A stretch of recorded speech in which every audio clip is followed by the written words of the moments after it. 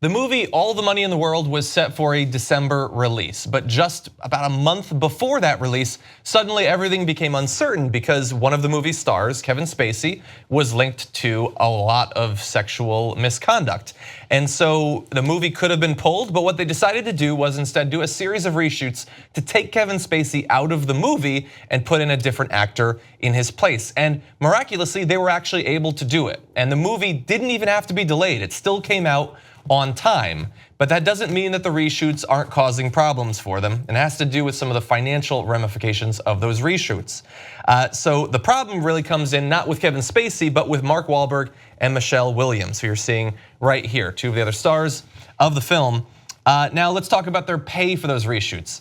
Mark Wahlberg was paid $1.5 million, while Michelle Williams was paid an $80 per day per diem, totaling less than $1,000.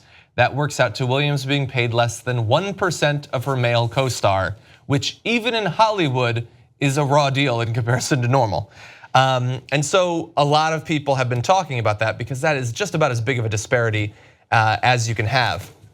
Now, some people are trying to respond in various ways. They're saying that, oh, this doesn't have anything to do with the system or with Hollywood. This is purely about agents, which could be true, but they're both represented by the William Morris Endeavor Agency.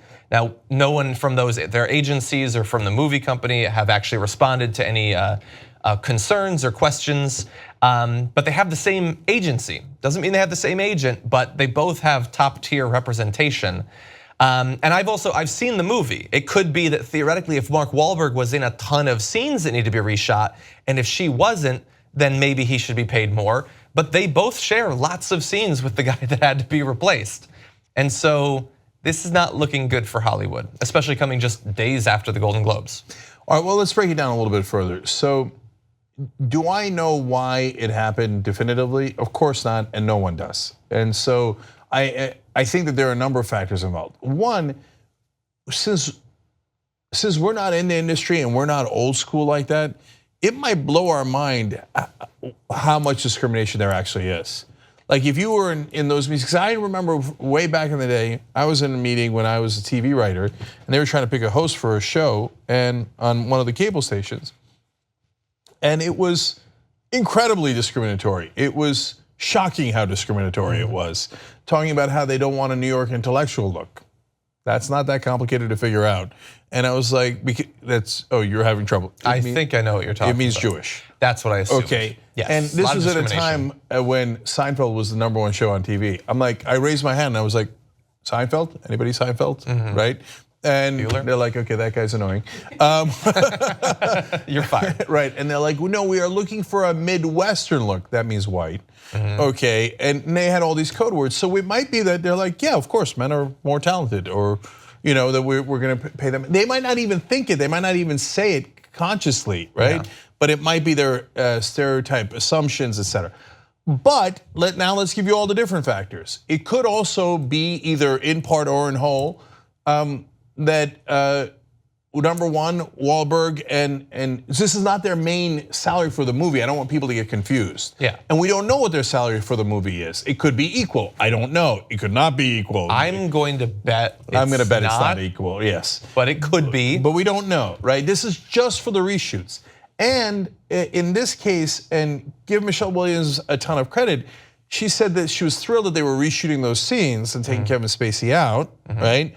So she was happy to do it because he was because busy. The studio was going the extra distance and she was willing to go the extra distance. So she might have just said, great, which it looks like she did say that seems clear. And Wahlberg's agents were, it depends. Well, it depends on your interpretation of it. You might say smart, they were, and they pressed them and they got more money. Yeah. Or you might say jerks. Yeah. Depends on your interpretation. So now, first of all, I should say we have a slight conflict of interest here. We're also represented by WME. Okay, Speak for yourself. Well, the company is. Yeah. So I've never gotten a call. Anyway.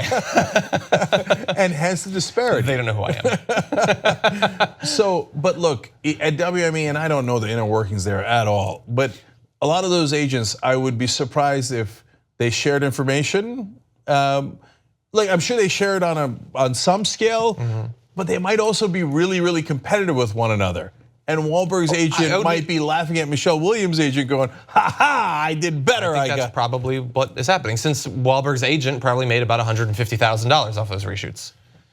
Yes, at least WME did, yes. Yeah, no, but with all this talk about the agents, that doesn't take away the problem here, because we also know that people will respond to the agents of male and female actors differently as well. I mean, this is just, for me, it's a particularly egregious, numerically egregious example of what is trying to be fixed right now. And when this news broke, I was actually talking, my girlfriend, who happens to be a working actress, was there, and she has had experience. She worked previously with E! They're dealing right now with one of their top tier female hosts left because she found out about the huge pay discrimination there between her and some of the much less experienced male hosts.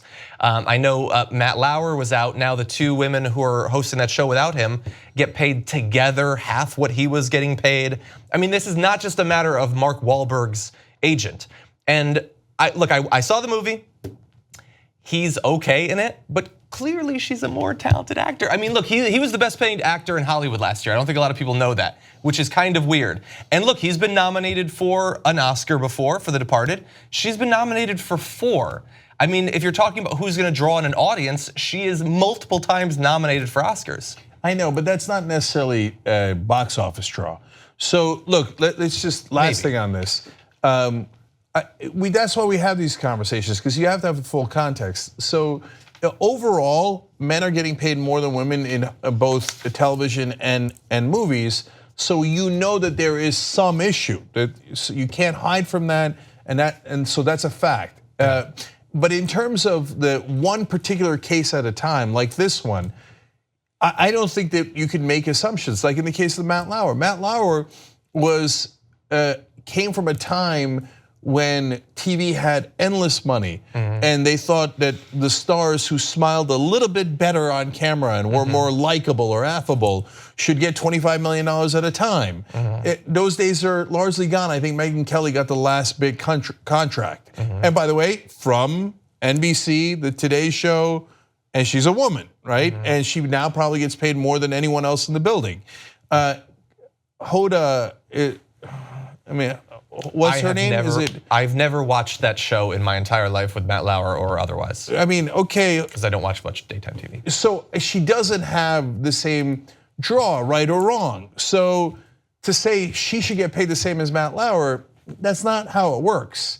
So, and if you're people that are just came out of law school or medical school, well, okay, law school, you go to the same firm or same level of firm. There's no reason why a man and a woman should be paid different. That makes no sense. If you saw that or proved that, that is clear discrimination.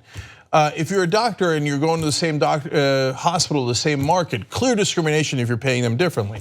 If one's going to St. Louis and the other one's in New York, that's a different pay, right? So there's 1,000 different factors. So look at the overall trend, that matters, and the trend does show discrimination.